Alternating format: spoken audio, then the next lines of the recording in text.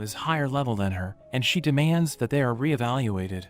Meanwhile, Makoto's level is evaluated, and he's embarrassed to see that he's still at level 1. They ask for a room for the night, so the innkeeper tells them it will cost 6 gold coins. They find the price absurd, so after a little intimidation from Tomo, the receptionist agrees to only charge them 2 gold. Later that night, Makoto and Mio take a walk through the village, when they suddenly bump into a girl who appears to be in distress. Makoto thinks it's suspicious that she's alone at such a late hour, so he tells Mio to handle it, but Mio suddenly scolds her, telling her to get out of their way. Makoto smacks her and reprimands her for being so harsh, and he asks the girl what she's doing all alone. The girl bursts into tears and embraces Makoto, while mentioning that she needs help, so Makoto decides to take her back to the inn, but we see a man watching them. The girl introduces herself as Rin, and mentions how her sister Toa has been missing for over a month. Meanwhile, Tomo encounters some men who are about to raid their carriage, so she starts fighting them. She finds their attack slow, and blows one away even though she's trying to hold back. She attacks with her sword, but it's way too sharp, and she accidentally cuts both of them in half.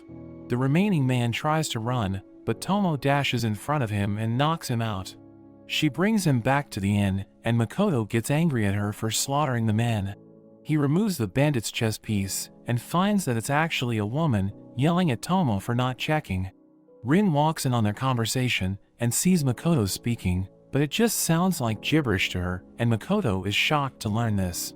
He tells Rin to get some food and head to bed, and she thanks him for all his kindness, even calling him her brother.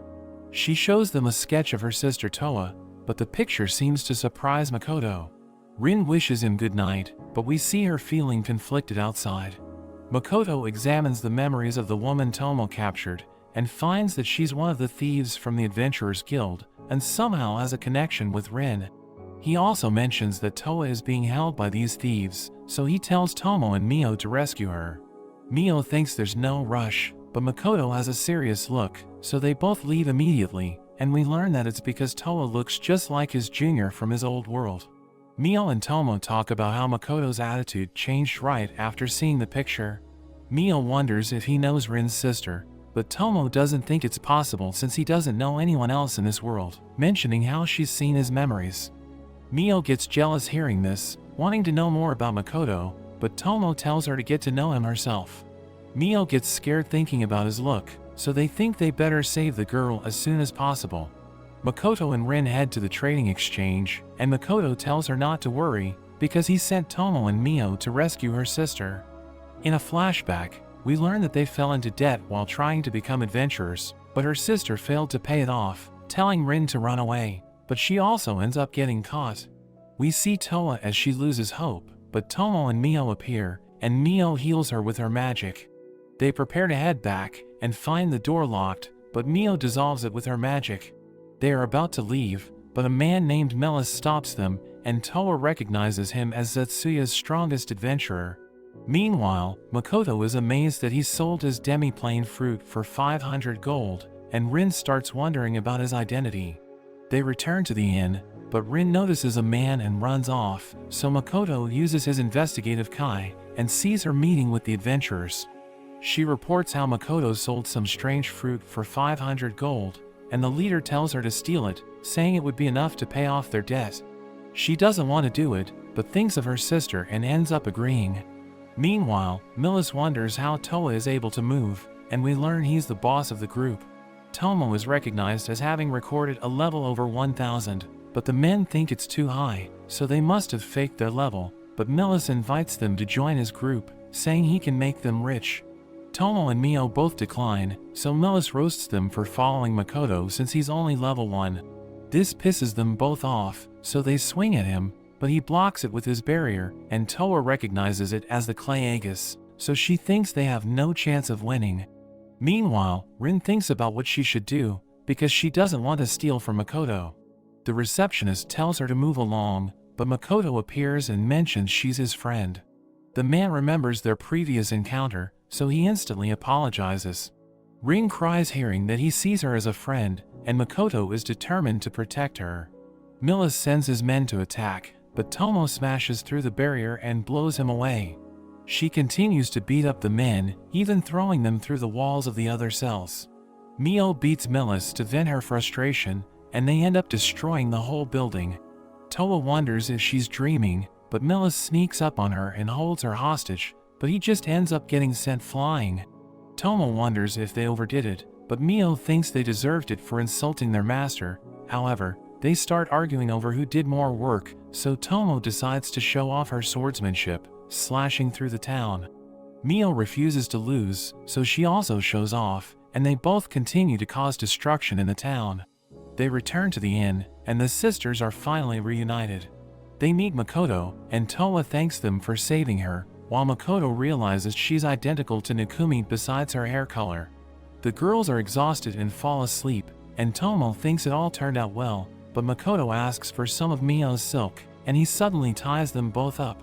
He thanks them for saving Toa, but points out all the damage they caused, so he launches them away to let them reflect on their actions. After the chaos of destroying the village, the group flees toward the nearby town of Sage, joined by the other adventurers who were also captured by Millis. While traveling, they stop at a guild, informing the receptionist that Zetsuya was destroyed by monsters, but luckily, all the residents escaped, and we learn that Tomo used her abilities to erase everyone's memories except for Toa and Ren. The receptionist asks them if the monsters are still there, but they mention that Mio and Tomo took care of it since their level is over 1,000, but she doesn't believe them because no one has such a high level, and we learn that since Zetsuya was destroyed before news of their registration could spread, they need to register again. Makoto thinks that the jealousy between Tomo and Mio might cause further trouble and lead to destruction in Sage, so he shares the story of a samurai who went alone on a journey to gain strength, and this story convinces Tomo that she must also do the same to improve her level, so she asks for his permission to go train in the wilderness. After Tomo leaves, Mio hopes to have all of her master's attention, but Toa's presence poses a threat. As the group continues its journey to Sage, Makoto senses the presence of killer bees using his kai. He tells Mio to handle it, so she uses her wind blade to slice them up, which impresses everyone.